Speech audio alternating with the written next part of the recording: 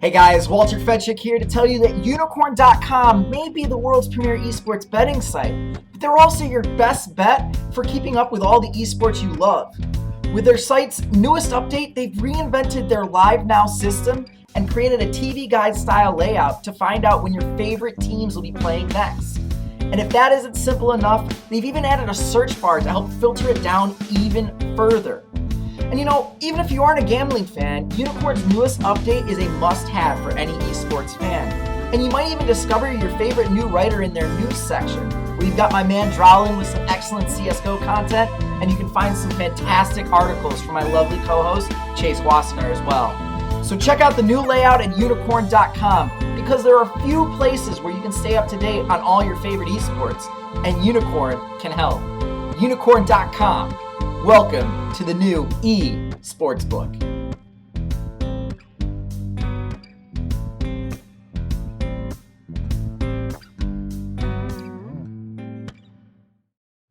Hello, Internet. This is Chase RedShirtKing Wassenar, and welcome to Week 5 of our NA LCS Guess the Lines podcast. It is Week 5. It is a week filled with games that I am super excited about. I think we have a lot of games between teams at the top of the table.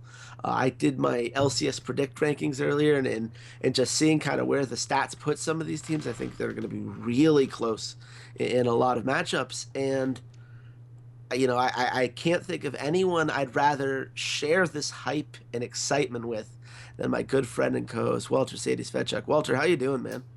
You know what? I'm doing pretty good. I got the TSM shirt on today because my boys are riding a 5 series winning streak, and they're looking pretty good. Yeah, I don't know. North America is just infinitely more entertaining for me, and it's been the one that's challenged my perception on teams. And I've also officially replaced Kiwi Kid as as a player I just undyingly love no matter what he does with Keen. I have officially made that commitment to Keen that I don't care what you do. I love watching you play League of Legends, and that's all I want to do is watch every single game you've ever played and just enjoy it. Because I think he's a really unusual talent that, especially this split, to me personally, has 1000% broken out of he's just an anti-carry mid lane player. He's just known for the low counter picks. He has been playing standard for 2 splits now. Even last split, he was pretty much like a standard meta player.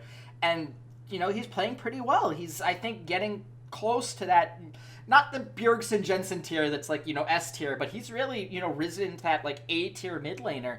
And if we played a game of who would you rather, maybe he's the 4th, 5th best mid laner in North America, but it's, he's pushing that gap between him and the 6-7 mark quite a bit. So that's how I feel about North America. I love watching Keen, and I love watching North America.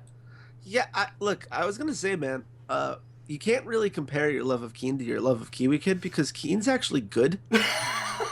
There's a pretty big gap here between the ledge that you're going out on to appreciate this guy. But yeah, look, I have been, on the Discord saying that I am very sports entertained by North America. These are not always the cleanest games, but they are entertaining games, and I think it's great to see, certain teams really step up. I feel like the top of the card in North America is more competitive than it was last split. More teams are in the running to really be a threat in the long run, I would say. Is there a boring team to watch in North America not named Cloud9? Liquid. I have no interest in watching them. I have no interest in watching FlyQuest most of the time. FlyQuest, there we go. Yeah, FlyQuest. FlyQuest is a boring team. Okay, we'll do that. Cloud9 and FlyQuest are boring teams. That seems like an interesting, connection between the two of them. Another one of these, red yarn tales of I like watching Jensen play, so I'm going to have to disagree with you there. But you know what? That's fine. We're going to go into our ups and downs for the week. First up, I just want to mention our smart money bets. We went 3-0 last week. We did. Perfect week. TSM -1.5 over Echo Fox. Nailed it. Cloud9 -1.5 over Team Liquid. Nailed it. CLG versus EnVyUs going to 3 maps. Nailed it. I feel great about it. Go us. So let's give us that up. But Walter, well, what would what's you your expect from your Guess the Lines World Heavyweight Champion? Come on, folks. Like, this is North America. This is my domain. Of course we're going to nail our smart money bets. Like, come on. Yeah, fair. You're not wrong. For my up, it's a dual up. I'm going to say Immortals and Dignitas are both getting an up from me this week. And you're going to go, okay, why Dignitas? But let's talk about Immortals first. Immortals had not S plus tier. It's not like they were playing TSM and they were playing, Cloud9 at like the peak of their prowess. Like, they were playing against CLG and they were playing against Dignitas. But those were the two teams that were tied with them for first place. Those are two teams that have, improved over the past, over the spring split coming into summer. These are two teams that have played really well to start the summer split. These are two teams that now we have to have in this discussion of like, all right, if you're TSM or you're Cloud9, who would you rather play in the semifinals? I keep putting Cloud9 up there because it's North America. TSM and Cloud9 are always in the semifinals. They're always in contention to go into the finals. Like, nothing against the other 3 teams, but like those 2 teams have pretty much been at the top the entire time. But like now we're having this discussion. Would you rather play Immortals? Would you rather play CLG? Would you rather play Dignitas? EnVyUs has sort of creeped up into that discussion. And Immortals took care of business. They had a very convincing series against CLG. The battle of the jungler trade, which Immortals looks like they came out on the plus side, and then against the series against Dignitas. It was a lot of like individual kind of matching up. It was Flame versus Someday. It was Pobelter versus Keen. It was, Xmithy versus Shrimp. It was the bot lanes kind of duking it out against each other, where Immortals versus CLG was a lot more of like the team focus, the macro play, the rotational kind of big picture stuff. Dignitas versus Immortals was more about the individual playmaking, the individual mechanics, how you match up against each other, and then Immortals just has a better macro game and a better rotational play later on into the game, and that sort of helped push them through in the 2 games they won. So overall, Immortals has continued to show why they are a top-tier team. The Flame MVP discussion, I get it. I get why it's happening.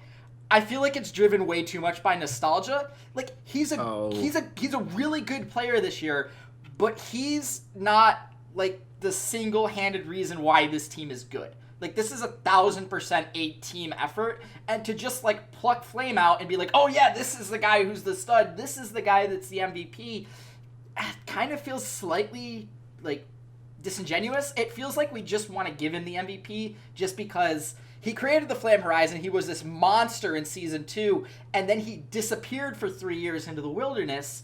And now that he's back on a stage and he's performing at, this really high level, it seems like we're kind of trying to figure out a way to acknowledge that, to acknowledge this long journey he's had. So he probably is going to win it, but I'm not on the Flame for MVP hype train.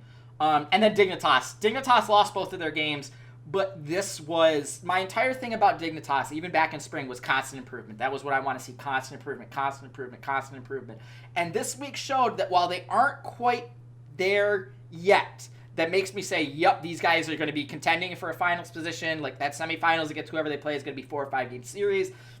Looking at where they started in week 1 of last split, and to where they are now, is like this monstrous improvement. And somehow they made Alltech look good. Like, I can't say anything bad about Alltech this week. Thanks, Dignitas. So, those are my 2 ups for the week, Dignitas and Immortals. First of all, to address your Immortals point and Flame, my counter argument to you would be he is by far the highest KDA at 5.2 and best goal differential at 10 minutes at 264 for the top lane. So it's not that he's this nostalgia guy. He's playing out of his mind, and the numbers justify this, and specifically so much better than every other top laner right now.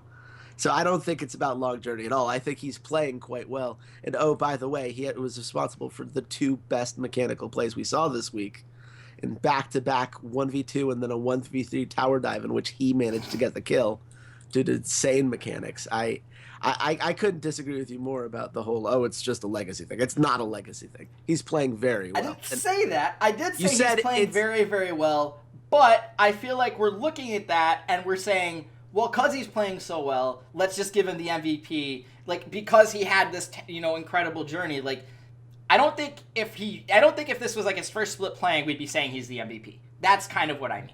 Well, I think he would be in the running if it was his first split, because I think he's playing better than anyone else at his position by a significant margin, and there's no other position that is as big of a gap between first and second. So, yeah, no, I'm just going to have to agree to disagree with you on that. Dignitas, I will say I agree with what you said there.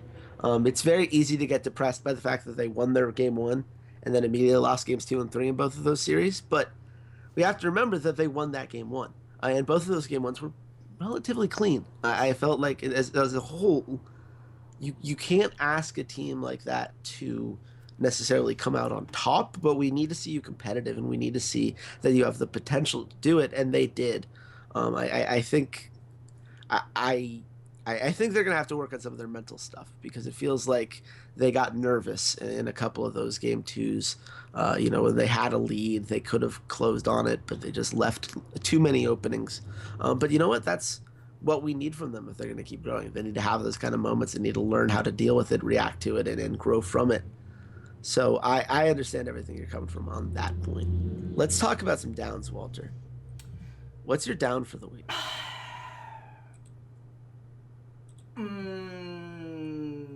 FlyQuest. They're a terrible team. Like, the problem is, like, last week was really entertaining just across the board. Like, Phoenix One had, some really good moments. They won a series against Echo Fox. Maybe Echo Fox is the down. Yeah, that was my down. That was a really bad week from Echo Fox. The Phoenix One series was not good. The problem with this team is it is so much just 1,000% reliant on Froggen. It's just 1,000% reliant on Froggen. And he's trying his hardest. He is trying his absolute hardest to solo carry this team. Like, this doesn't feel like Elements. This feels like the very last kind of run of CLGEU when it was all the 5 players, when it was still Yellow P and Crepo and Wicked and Snoop A, and like everyone else had sort of fallen off. And Froggen was like, okay, I'm the only guy that's still like top 3 at my position in Europe. Like, I gotta carry these guys. I gotta carry these guys. And it just, when his supporting cast just doesn't show up, it's sad, because he's carrying this team, and they have this great early game, and Acadian is a monster in the early game, but once it hits 25 minutes, he does nothing. He is absolutely, completely nullified, because you can't gank, you can't have interesting jungle pass. It's all now about controlling the map, and he's just not very good at that, because his side laners aren't very good at controlling their lanes and controlling wave management and all these other things. Like, it's why Froggen gets to these big leads, and then he's trying to get all these picks, and he gets caught out. Like, that's how every Echo Fox game goes. It's like 26 to 28 minutes. Froggen's like 6-0-1, 6-0-2, 8-0, 4-2-7 or something, like, ridiculous. And then he goes for this pick where he's like hiding around like the enemy red buff, and he just gets caught. And it's not like he gets caught because he's out of position. He gets caught because he's trying to make a play, because he understands he's the only playmaker on the team. And then once he gets caught, that's 30 seconds with him off the board. The rest of his team just kind of shrinks back onto their side and cedes the entire control of the map. And then Froggen's fighting this uphill battle the rest of the way, trying to dodge wards, trying to find these picks. Like, I'd be frustrated if I was Froggen. But at the end of the day, like, he still looks like he's having fun. This looks like a team that's having fun together. It's just the supporting cast is not consistent enough and really needs to step it up. Like, they need a new top laner, and they need a new AD carry. I think Gate and I think Acadian are fine. I think Acadian can learn the macro game stuff, the late game kind of, manipulation of jungle and all that jazz. But, like, when your top laner and your AD carry are this inconsistent, and Keith isn't even dead weight anymore. Like, he is kind of pulling his weight. It's not enough. I mean, that's the ultimate problem that this team has, is that they're not getting enough from any of these kind of supporting lanes. Keith is not a good League of Legends player, and we're seeing, I think, more and more he's losing lane on average now. He was actually winning his lane up until the last 2 weeks. Now he's at negative 20 goal differential at 10 minutes. You cannot, as an Echo Fox team, this is the point that we made about them last week, where they had the best early game in the league, but they also had the longest average game time. So they were very good at playing in the early game, but they couldn't know how to close. This week, their early game was not very good. They went from first, now they're down to fifth in the early game rating, and it's still above 50%, but much less of a gap overall. To be fair, though, Mike Young is amazing in the early game, and he just outplayed Acadian, and then Svenskeren just come back to life on TSM. Yeah, I'm not necessarily sure that Acadian being outplayed by Mike Young is something that I would be okay with as an Echo Fox fan. Acadian's had a whole split and a half at this point. That was Mike Young's third series as an LCS player, and I like Mike Young. I'm watching a lot of his film. I want to get a better handle on him as an individual, but he is flawed. He's not a perfect jungler. No one in their first split is, and Acadian should have been able to do more there. He's playing just like Acadian in his first split, though. He is playing he has nothing to lose. He's like, I'm playing in the LCS. This is amazing. Like, he is just playing all-out solo queue aggression, which is exactly what Acadian did last split. And the difference is Acadian is now slightly more mature, so his aggression has been slightly tempered. And that was the difference in that series, was Mike Young was like, I'm going to make a play. I don't care what happens. And you can tell Acadian has that half-a-second thought of like, okay, what's the outcome if I do this? Which is good. That's what I want from a young jungler. I want him to start thinking instead of just blindly doing things, because when you just blindly do things for the beginning of your career, you come to, 6 splits into it, and you're Svenskeren who blindly invades when his lanes are pushed against him. Like, things like that. So I'm okay with seeing Acadian kind of cool off slightly, but you're looking at two teams that had, brutally better early games because one's a rookie that just was going like, I'm going to do whatever I want because there's no consequence really. And the other is this veteran player that keeps getting Lee Sin and teams keep giving Bjergsen Syndra, and they're like, okay, this is like our bread and butter combo. It's like giving Reckless Kennen. Why do you keep doing this to yourself? So I don't think Echo Fox had a bad early game because I think they were playing against two of the best early game teams in the league. Phoenix won his 8th in early game rating at 45.4. And how terrible were they in the early game with Inori? It's not actually that big of a difference. They were about the same for the last couple of weeks. Their early game is, it was better this week in that series. It was not very good in their next series. It was good because Echo Fox played badly. That's the bigger problem. I mean, yeah, sure, the Acadian maybe 1v1 is going to be a little bit smaller, but if you can't take advantage of this Phoenix One roster, if you can't take advantage of these terrible laners on that end, Zig is playing terribly, Ryu's playing terribly. You need to find ganks. You need to find opportunities.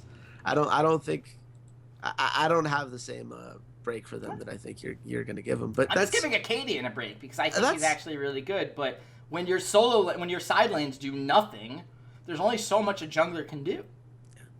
And if you're doing nothing against Zig, you're gonna have a bad time this season. That's not a great sign for them. Yep. But we're gonna move on to the games. Let's get into some series here. First series of the week, I think a long-awaited series. The rematch is finally here. TSM versus Cloud9, two long-term titans of the North American scene. I would say TSM's second most important rivalry in League of Legends history, behind CLG, which just has the history behind it.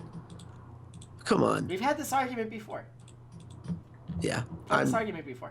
Well, either way, this is a big game. This is a big series. What are you most looking forward to? Do teams continue to let Svenskeren play Lee Sin? That's the only champion that he's shown, I know how to do this and be intelligent. Like I said, bringing double lift back totally changed TSM's play style, and the meta is perfect for it because the meta is pushing lanes. The team that gets the push, the team that controls the where the minion wave is in the laning phase, they get to control the map, and TSM is the best team in the West. In the early game, when they get to control the positioning of the minion waves, when they get to place it just inside the wall for River, so just at that edge where the enemy tower is and where River opens up, when they can freeze that right there and force the enemy, whether it's the top laner or the AD carry, to kind of sit in between their tower and that edge where River starts, that allows them to control so much of the map and really plays into Svenskeren's strengths.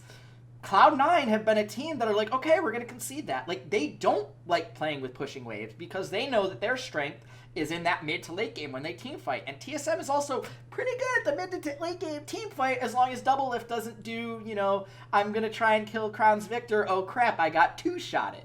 Like, things like that, which Doublelift is going to do. That's just him as a player. Fine, whatever. But it does seem like Cloud9 is just so willing to sort of seed the laning phase that I'm afraid if they also give TSM really comfortable champions. Syndra's not Syndra's a champion that we are synonymous with Bjergsen, but just because he's playing it recently, he was like a one-trick Syndra player when he was playing on Copenhagen Wolves. Like, when he burst onto the scene, that was his champion. That was something that everyone banned against him because they were that frightened of it. And here we are 6-7 splits later, and teams are like, let Bjergsen play Syndra. Like, whatever. No big deal. Like, okay. And you're also going to give Lee Sin to Svenskeren, by far his best champion, and a champion that allows him to do so much. I just think TSM are running on all cylinders. I know Cloud9 are on their own little bit of a hot streak, but they played 4 weeks ago. They played in week 1, and TSM crushed them.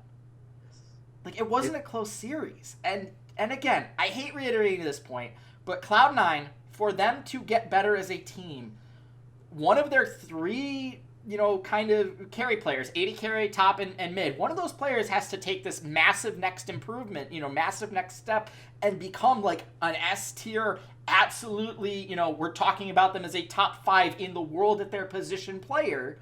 Or Contracts needs to really take a big step up, and we have to start discussing him as like one of the best junglers in North America. And I don't see either of those things happening.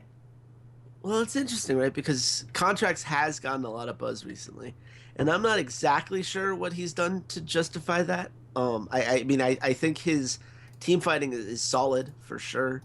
I think his laning phase still has issues. I wouldn't put him above someone like a Lyra or what Xmithy's doing for this Immortals team. I think there are things you can't necessarily quantify in that same way. The thing that's most interesting when you look at just the pure numbers for Cloud9 TSM, they basically are built the exact same way. Their mid laners are the stars that have the highest KDA and the most damage and really carry in those team fights. Their bot lane has a playmaking support that loves to kind of get those big moments and an 80 carry that's operating very consistently. You have junglers that have looked very good in certain champions and not as good outside of them. And you have top laners that have kind of struggled this split. Hanser has a 2.8 KDA right now. Impact's at 3.0. I mean, these are not the same quality of game that we're kind of used to from them. It feels like the meta has been tough for them to adjust to. So what it really comes down to is, who do you think executes this plan better? And when we saw this the last time around, the answer was TSM. Up until this last week, I would say the answer was very clearly TSM. I think Cloud9 had a good week. But all of the numbers tell us that TSM is just doing everything that Cloud9 is doing, but slightly better right now. So I think it's going to be interesting to see if Cloud9 throws out some new tactic here, some new way of playing this early game. That's to kind of not Cloud9 at all. It's I have not no Cloud9. I have no expectation of them to throw out anything new. Absolutely not. They haven't innovated anything since they created Ashe Zyra in the bot lane. Maybe I'm being a little over the top there, but that's what it feels like to me. Like, Cloud9 does not feel like an innovative team anymore. They feel like we're a late game team fighting team. Let's play to 35 minutes and win some team fights, and that's it. That's how they feel to me. They don't have an early game. Yeah, I mean, it certainly is something that we'll have to see before we can believe. Where do you think the line is, Walter? TSM minus 150. Yeah, you got this one. I was slightly below you. I had TSM minus 145. It is TSM minus 156, which puts Cloud9 at plus 120. I think all of that is fair. I think especially given what we saw in their last series, I think we can expect this to be close. For 3 maps, we are looking at minus 105. So not a lot of value there. I don't think we're going to be looking for the TSM 2-0. I think this is going to be a close series. So let's move on. We have Phoenix 1 versus EnVyUs. You mentioned EnVyUs as a team that could potentially be in that top tier discussion, or at least the high mid card, if you will. What are you seeing from them that you are enjoying? What's the thing that is helping you kind of believe in this team in a different way?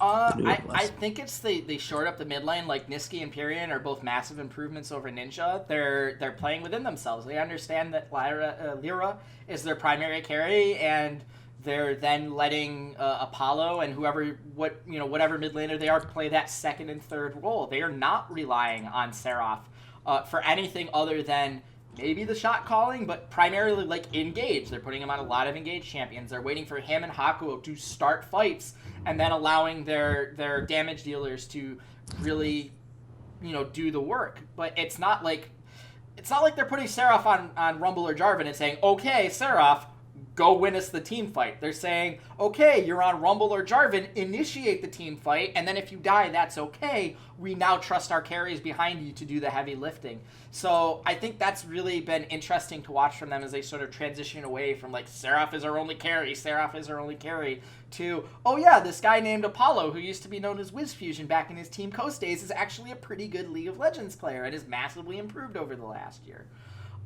They're just being themselves. They aren't trying to be anything other than this EnVyUs roster.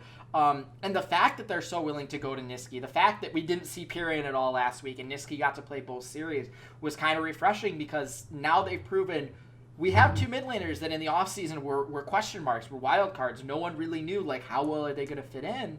And now it seems like they have two guys that both can play at the LCS level, that both can perform. So they're just fun to watch. They are now Team EnVyUs. They have come up with their identity, and they're like, this is how we play, and now it's fine-tuning it. They remind me a lot of like late season Dignitas from the summer, where they finally have come into their own. They finally understand how their players all interact with each other, how they want to play, and are just playing like that. They're drafting like that. They are now trying to force teams to play EnVyUs' game, as opposed to, playing from behind and saying, okay, Lyra, go solo carry for us. So it's just been refreshing to watch. It's been nice to watch. I mean, I think the key phrase you just said there was playing EnVyUs' game. Like, we have an EnVyUs game. Like, that's something that last split, they had a very one-note, let's see how far Lyra can carry us. Now we have this more team-based style. We have different players who have really stepped up. I'm going to point to Hakuo. I think Hakuo is the third best support in the league right now. He's been playing out of his mind. I mean, he's not Smoothie and Biofrost level, but he has been their key initiator, 73.6% kill participation. He's not dying. He's done very well in lane, really helping get Apollo ahead to the point where Apollo's winning lane now. That's something we're not used to saying about him. Well, Walter, let's have a little bit of fun here. Where do you think on 1 to 10, where does EnVyUs end up on the early game rating? Early game rating? Yeah. Where's their early game right now in the league? I feel like I'm going to say it's 1, but I'm going to say like 3 or 4. It's first. Yeah. It is indeed first. They have a 58.6 right now. They have the best jungler in the West, so... They have the best jungler in the West. They have Hakuo, who's done so much better in lane. And even, you look at Seraph, and he is, his laning has never been his problem. But when you have so many different lanes that are now actual threats, he's actually given the freedom to lane and then can kind of transition into those team fights. So it's been fun to watch. The numbers say that this team is better than the record right now. Yeah, that's why I'm like inclined to include them in that. Again, I say TSM and Cloud9 are at the top because it's always TSM and Cloud9 at the top. But really, I feel like it's TSM, and then there's the clump of all these other 5 teams.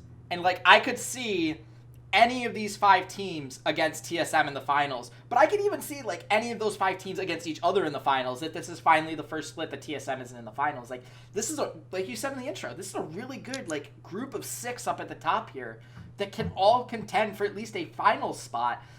Sure, do I think Dignitas or EnVyUs winning the entire thing is highly unlikely? Yeah, but I can see a title card in Boston saying, Cloud9 versus Team EnVyUs for the NALCS championship.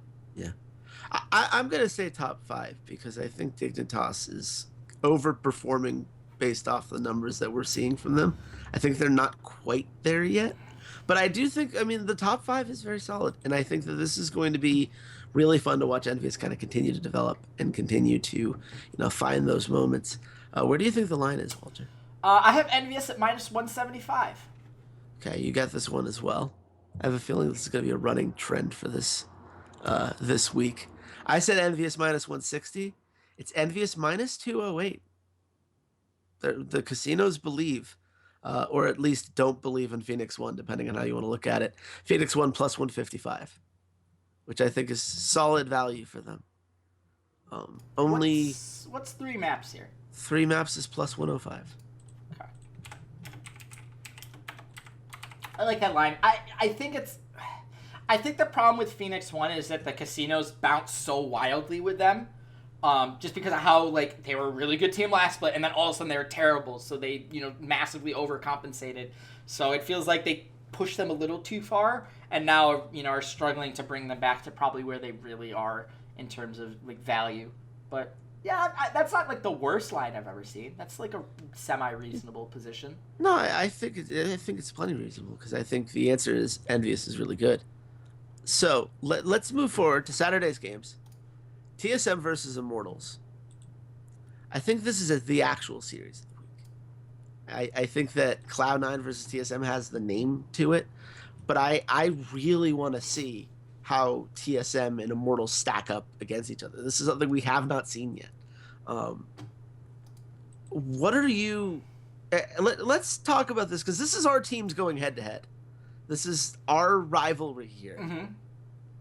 What are you most afraid of from Immortals as a TSM fan? It's not even afraid. It's that the new age Bash Brothers of Xmithie and Flame are just going to camp the living hell out of Haunser. Because that's what teams have done all split is they're like, all right, we're just going to go after Haunser. We're going to go after Haunser. We're going to go after Haunser. So how do we counteract that? I want to camp Cody Sung and Ale. This needs to be a double lift pop-off series where he goes, I'm the best AD carry in North America. Here's frickin' why. He needs to stomp this bot lane. Him and Biofrost have not looked as good as they did in the summer when they first got together, and you could tell it was a master apprentice thing. Biofrost is a better player now. Unleash him. Ale is really aggressive, and while he's been getting caught out of position less and less, you can catch him out of position in lane. He does step forward. He does try to engage on these plays, and you can take advantage of that. Double Lift is probably the most aggressive AD carry in North America. He is one of those guys that is going to challenge you for every CS. He's going to challenge your support every time they step up to try and threaten him. And he is really good mechanically in lane where he can dodge a lot of he can dodge a lot of skill shots. He can dodge a lot of thresh hooks or blitzcrank hooks. And he's very smart with his flash usage and only uses it when it's absolutely necessary. This is a series where if TSM can set up and get Rakan and Xayah, it could be over for Immortals just because of the amount of flexibility and the laning strength that those two champions allow them. Something like Thresh for Biofrost, again, really aggressive in the laning phase, really try and push these guys off. That's how I would counteract Xmithie going top, because I truly think that's Immortals' deciding playstyle is have Xmithie go top, have him get Flame moving into this massive laning phase where he just builds up these tremendous leads because he Flame Horizons people. That's kind of his thing, is the laning phase. And just kind of, see that, put Haunser on something that will be, I don't want a Fiora, I don't want a Kennen, I want, Shen. I want something that he can kind of get beat up in the early game, but still have a presence in that kind of mid to late game spot, and really just kind of go all in on Bjergsen and Double Lift being your two workhorses in this series. See, and this is exactly why I don't, as an Immortals fan, I don't want to see them hard camp Haunser. I don't think that's going to work out for them. That's not how the team has played to this point. Xmithie spends, 2/3 of his time ganking to the bot lane right now. That's where he's been spending more of his time and energy around the map. When you look at the proximity chart that Riot put out there. And I think you got to continue with that. I understand that, the inclination to do it. I think that certainly that's what a lot of teams have done against Haunser recently, but TSM's been fine at weathering that storm. And I think they're perfectly happy putting Haunter on something that can have an impact, regardless of whether he's ahead or not. So I hope that they don't fall into that trap. I do think that's a trap. I want to play a game with you, Walter. But the problem is, I agree with the proximity thing. But the thing is, Immortals, Xmithy's like first 2 or 3 ganks are to the top lane.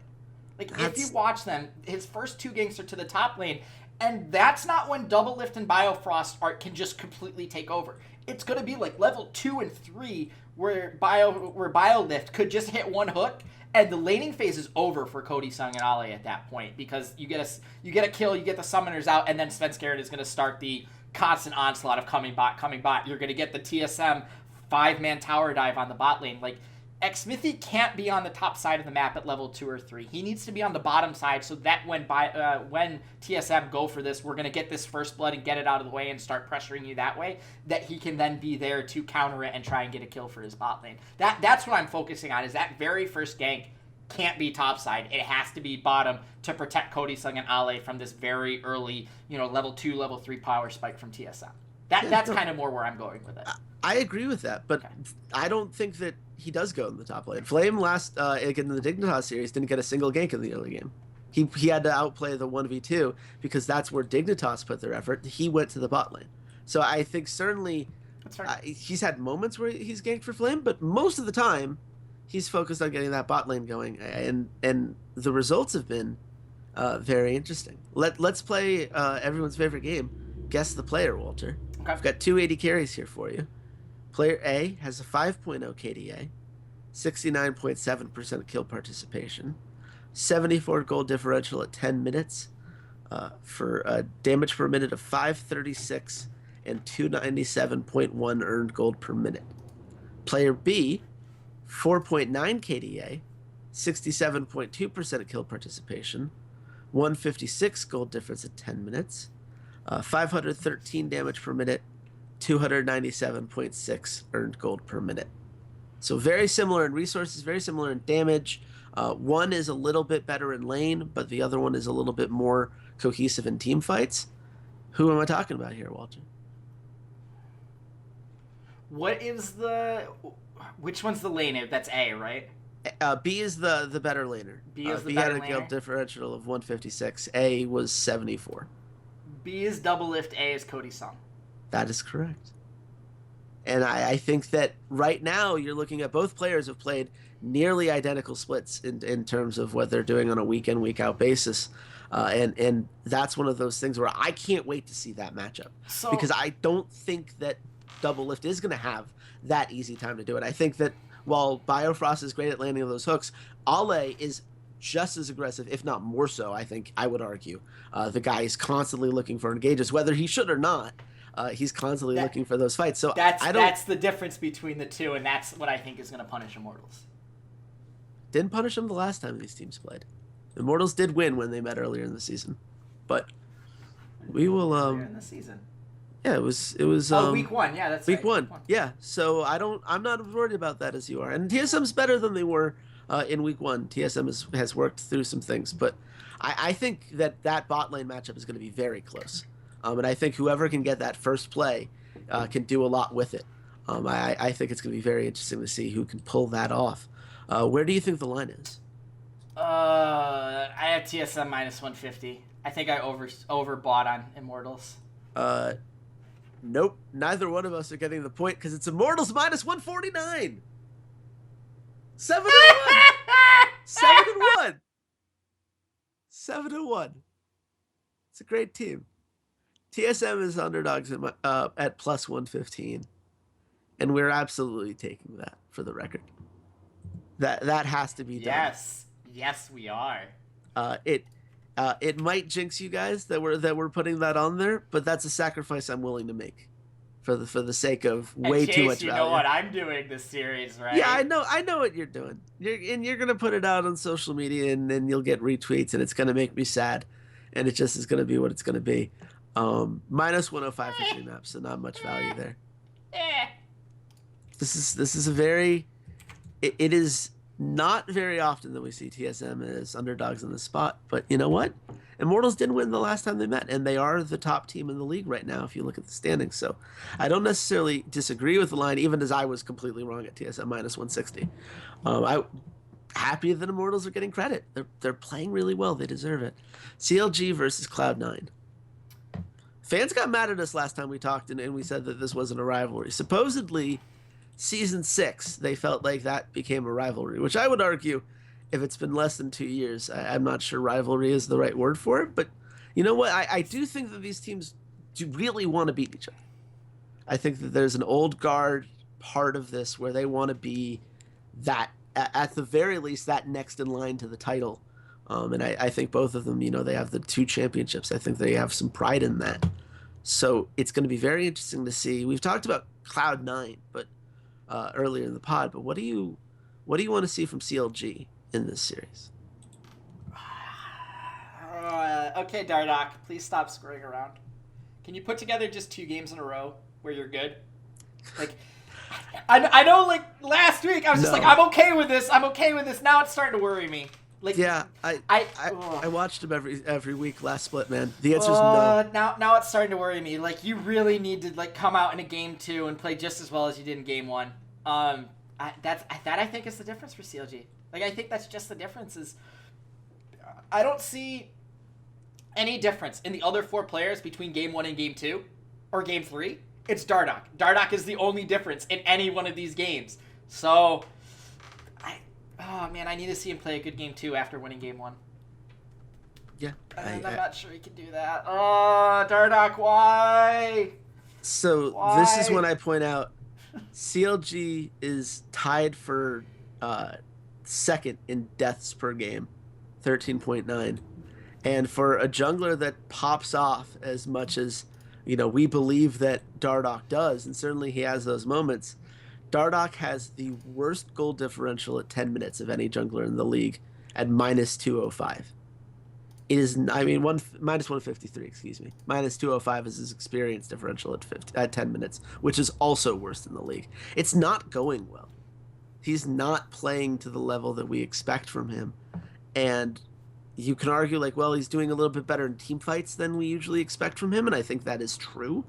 I think he's certainly not without his value, but he's not in the top half of junglers right now, which I think is something that, when we saw at the very beginning of the split, when CLG really popped off hard in the first week, we were expecting him to be that guy. I think all of the fears that I had based on what I'd seen from him in Immortals have now kind of come to the forefront, and he's having more bad early games than good ones by a significant margin right now. He's the kind of guy where I really wish I could see the splits on his stats versus wins versus losses.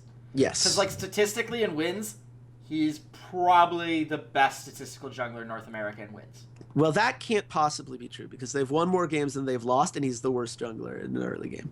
So it cannot be that his early game is so good in those wins, and then just early game is 5 that poor times in worse than the losses? lost. Yeah, it can't be that bad.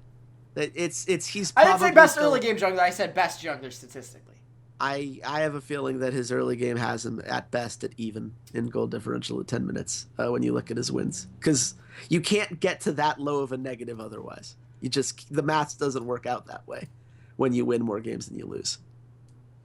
So I have a feeling that at some point we kind of prescribe a definition to a player. Like, we all agree, like, oh, well, Dardoch has this great early game because that's what we've seen from him. I haven't seen that many impressive early games from him. I think they're just bad at taking objectives. That also really hurts. Because, like, I'm looking at, like, first dragon, first tower, first 3 towers, and they're, like, 7th in, like, all of those categories. Like, jungle control, they're 8th. Lane control, they're 10th. Like, they're a terrible, like in terms of like CSing, they're the worst team in the league when it comes to CSing, like, over the course of the whole game. Yeah. So, and the second worst team in the league in the early game, 44.5 EGR. Only Dignitas is worse at 39.9, which is astonishingly bad. And I didn't realize quite how bad it was. And again, this is where, like, eye test doesn't always match statistics, because I go, like, yeah, Shrimp is a really, like, strong, aggressive early game jungler, and then they're a terrible early game team. Yeah, like, what do I know? Historically bad. What do I know? Well, look, Again, we get this idea of who players are, and sometimes that lasts longer than what actually happens on the Rift. Where do you think the line is on this, Walter? I'm gonna say Cloud9 minus 130. I said Cloud9 minus 150. Neither of us are getting the point because Cloud9's not the favorite. CLG at minus 130. Cloud9 at even odds there. And that's another one that I feel like we absolutely have to take. Cloud9's the better team. CLG is a team that is getting by right now because their team fighting's really good. And Cloud9 has Jensen, who is right now the best player in the league. 8.0 KDA, amazing team fighting presence. I understand your argument of like, oh, well, he's not going to be able to do it in the playoffs. We're not talking about the playoffs. Right now, in the regular season, the guy's been insanely good in every single category that you would want a player to be good. And I think I guess being Dan Marino's fine. Sure. Hey. Sure. Stop it. Stop it. Hey. You want to be Dan Marino? That's fine. Like, I'm just saying. For this series, I want Dan Marino in this series. I'll put it that way. I'm happy to get regular value. Season. That's fine. I'm very happy to take value on Dan Marino in a series that they should win. I would say 8 out of 10 times. Even's minus 115. No, even is plus 100. Oh, plus 100. Okay. Yeah. I got you. So we have even odds. What's 3 maps here? 3 maps is minus 105. Minus 105. So no real value there. It's really, really close series. I think Cloud9 is a little bit above. Just they do all the things that you want from CLG, but they do it better and they do it with a better early game. So I'm less apprehensive than you. Let's move on. Echo Fox versus Team Liquid. I don't want to talk about this series very long. I don't think there's a lot to say. Is there anything you're looking forward to from this series?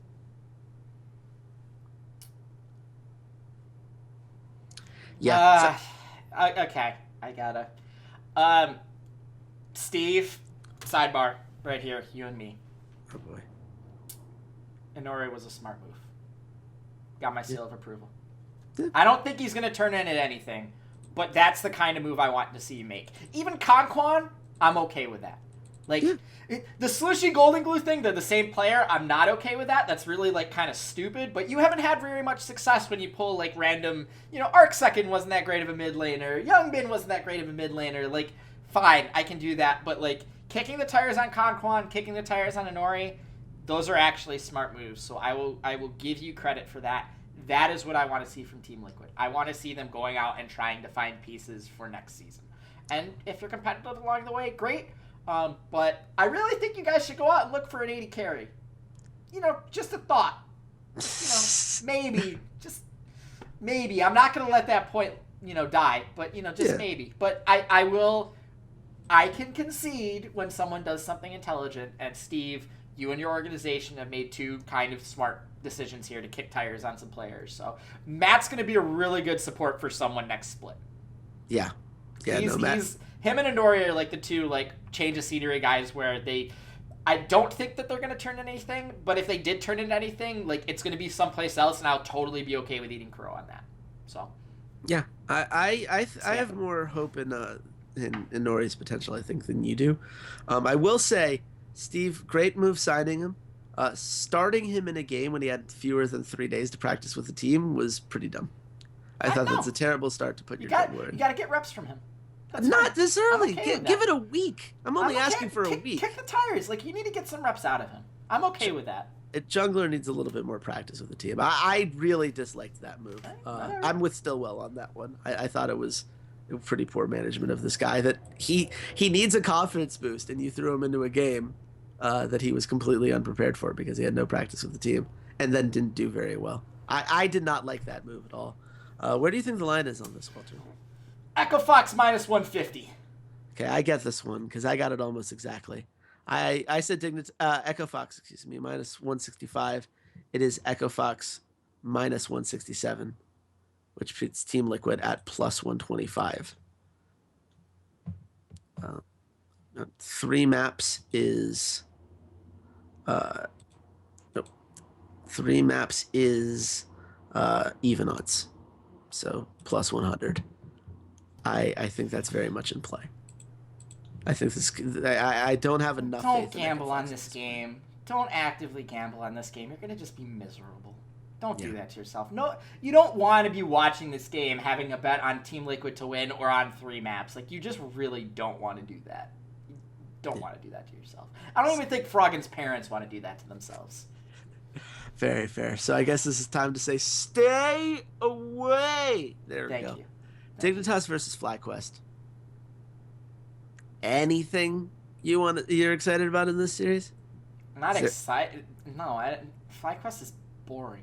I don't want to watch FlyQuest. I'm almost to the point where I'm just going to watch highlights of their games because 8-minute highlights at double speed tell me everything I need to know about FlyQuest. I just want to see Dignitas come in and take care of business.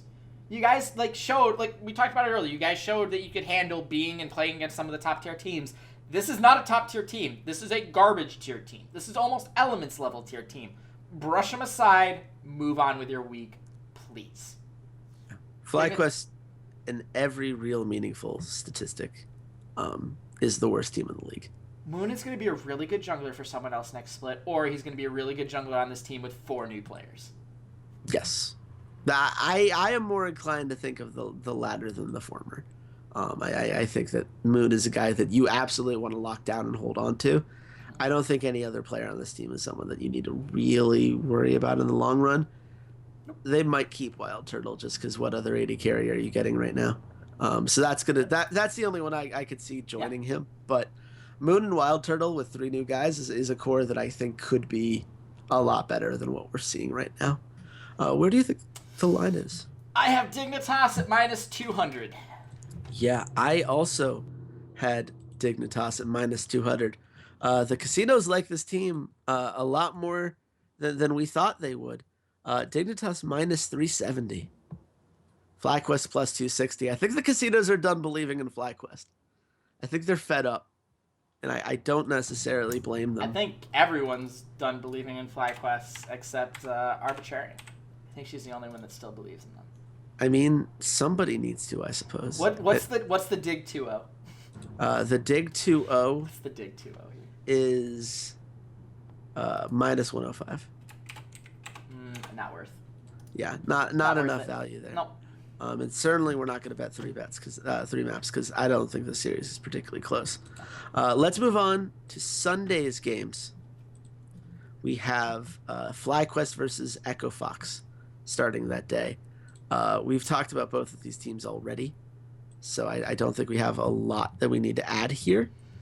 Just give me your quick 30 seconds on this game, and where do you think the line is? No. Just no. Just no. Echo Fox -130. Cool. I get this one. I said Echo Fox -150, 165, excuse me. Or no, I said Echo Fox -150. It's Echo Fox -192. So I get the point on that. We're 3-3 with 3 games left. It's going to be very close here. And yes, I'm more interested in which one of us gets the point. What's the FlyQuest underdog odds? +145 for FlyQuest. I don't want to bet on this series. I don't, but that has some value. Does it? Does it though? I mean, you really want to put money on FlyQuest winning this in any universe? First of all, that would mean you'd have to watch the series, which I think is already a downside of they've already lost to Echo Fox once, and it was an 0-2. Yeah. I just don't know who else FlyQuest beats. They don't. We move on. And we just accept that this is the team that they are right now. Fair enough. Let's move on. Phoenix 1 versus Immortals. This should be fun. Sneakily, Phoenix 1 have started putting some pieces together because Mike Young is as good as he is. Chase, Flame versus Zig. That's all I have to say. Move on, please. Sure. Flame is really good at League of Legends. Zig is really bad. I was going back through a couple VODs because I'm working on an article about Mike Young, and Zig is really bad. I don't know what happened. He wasn't always this bad, so it's not like this is something that we're like, oh well, this was obvious going into the split. But I mean, he is making very boneheaded mistakes. It's not good. Where do you think the line is on this? I have Immortals at -300. Okay, you get this one. There we go.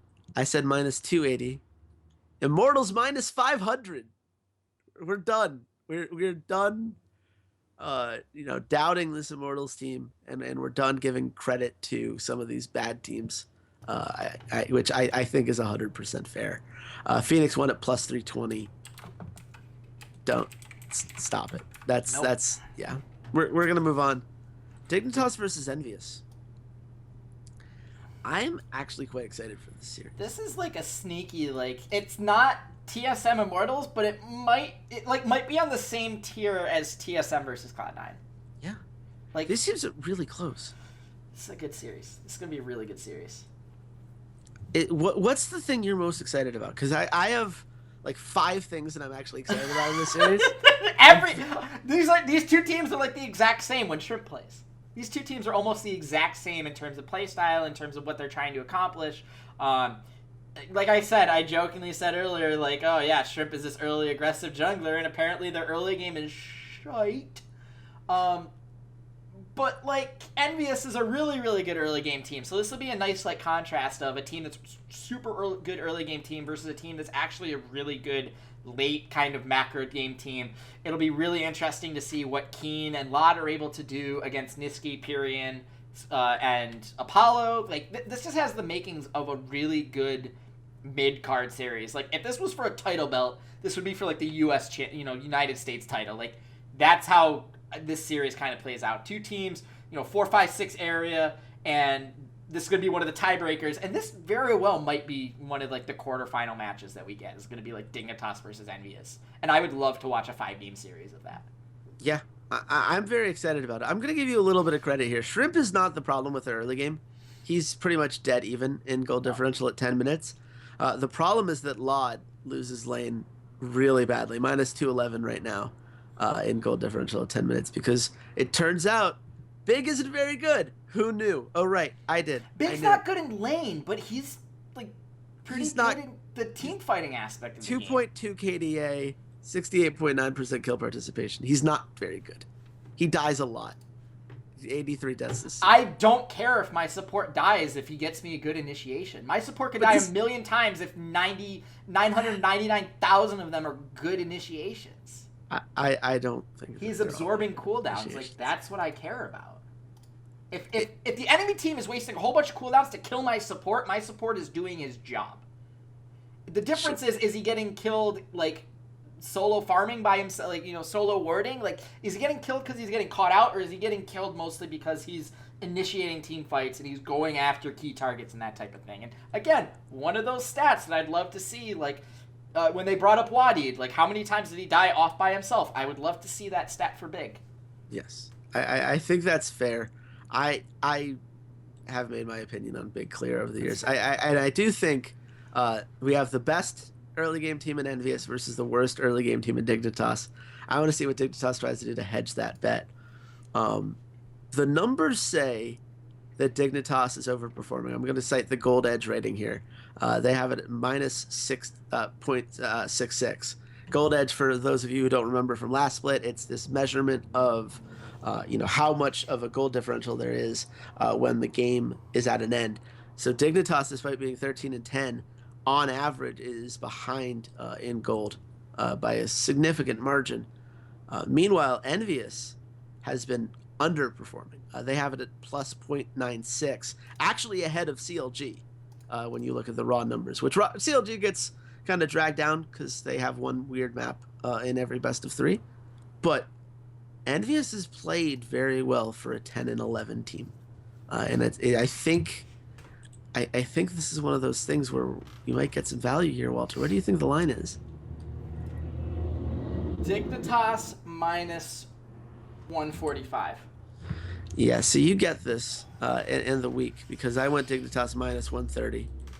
So you're now only 1 point down in our challenge. I don't like this on the record. I said Dignitas minus 130. It's Dignitas minus 233. We're getting EnVyUs at plus 170, and this is the one I'm forcing you to take this bet. Because on like the dude, you don't have to force me to take that bet. That's like a sign, seal, deliver bet. That is insane value. That's great. I don't even care if we lose that bet. Like, that is just incredible value. I think For two EnVyUs is a teams better that are team. about the same. I think EnVyUs is better. And especially that early game matchup is going to be really tough for Dignitas, because sure, it might be good, but Lyra is better.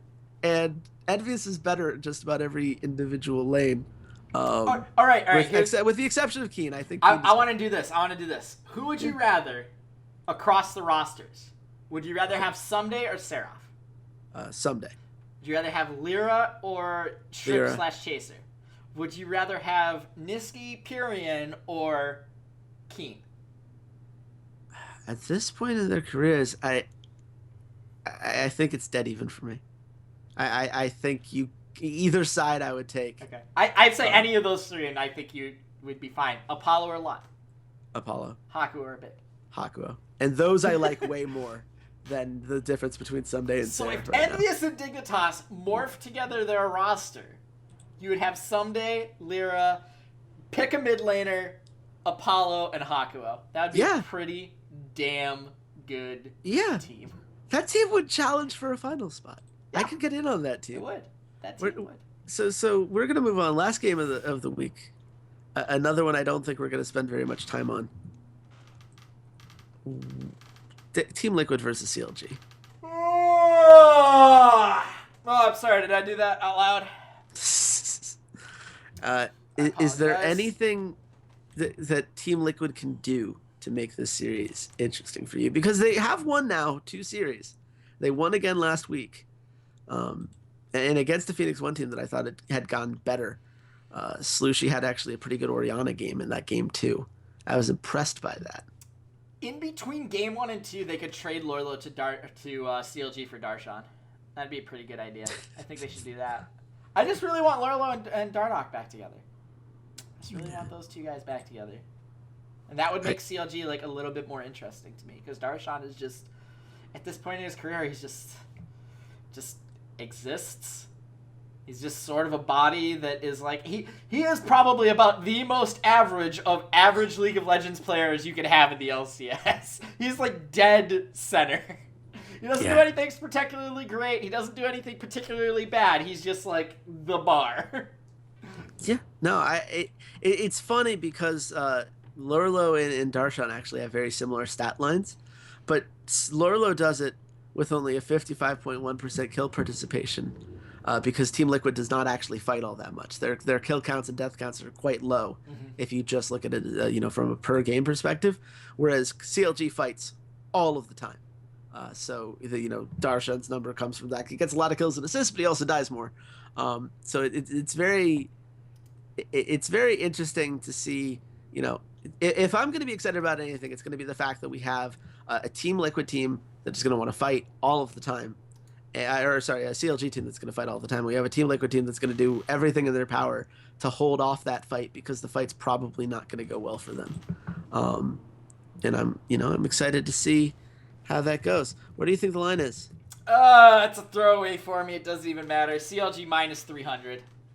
Okay, I get this one because I said CLG minus 320, and it is CLG minus 417. We are done giving credit to bad teams. That's just where we are. Team Liquid at plus 280. I think this line is fair. I don't have anything I need to look for. So let's pick our smart money bets, Walter. I think Cloud9 over I should say Cloud9 over CLG. Yep. I think we have to take. Yep. And I think we have to take EnVyUs over Dignitas, because that is an insane. That is an absurd amount of value there. What's the last one you're looking for? I'll let you pick TSM this over one. Immortals. Oh yeah, TSM over Immortals. Sure. That was the easiest smart money bet of our life. Wow, yeah, that was really nice. That's a lot of value on those 3. And just so everyone knows, I'm gonna gamble on Immortals to win this series because I'm an asshole. Look, man, you at least admit it, so I appreciate that. Hedge your bets. Hedge your bet. Never gamble on your favorite team. Always hedge your bet, because either way you win. Yeah, no, that's totally fair. But you know what you can gamble on? Your favorite podcast. And hopefully you guys enjoyed I hope when this you wasn't watched a gamble. I hope that you feel like, well, at the very least, I think it was a winning bet. And if you feel that way, you should hit that like button or comment in the YouTubes or on SoundCloud or wherever you're watching us. Come join our Discord if you want to talk to us about all of these things on a kind of a live basis. It's a great group of guys over there. And of course, we have our Twitter, where you can talk to each of us directly. I'm at RedShirtKing if you want to talk to me about anything I said today. Walter, where can the nice people at home find you? So all the salty Cloud9 and FlyQuest fanboys, y'all already know what my ad is. It's at Ceades_LOL.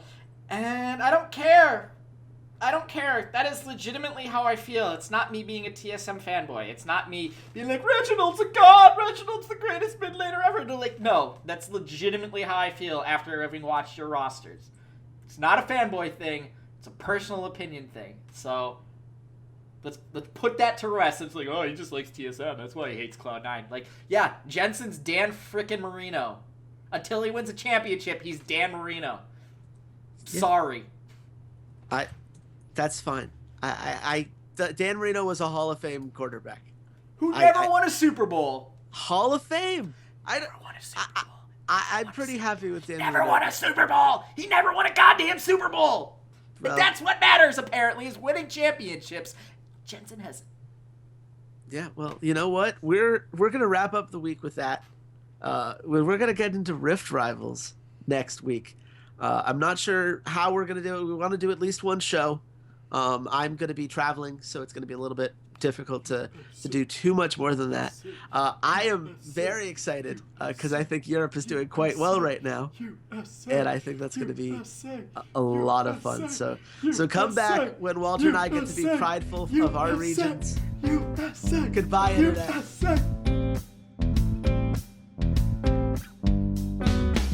You can follow the Rough Drafts Podcast on all your favorite social media sites. Twitter @RoughDraftsPod, Facebook.com/RoughDraftsPod, SoundCloud.com/esportsroughdrafts, YouTube.com/RoughDraftspodcast, as well as on iTunes by searching for the Rough Drafts Podcast. The Rough Drafts Podcast is supported by our lovely Patreons at patreon.com/RoughDraftsPod and by viewers like you. Thanks for listening, and goodbye, Internet.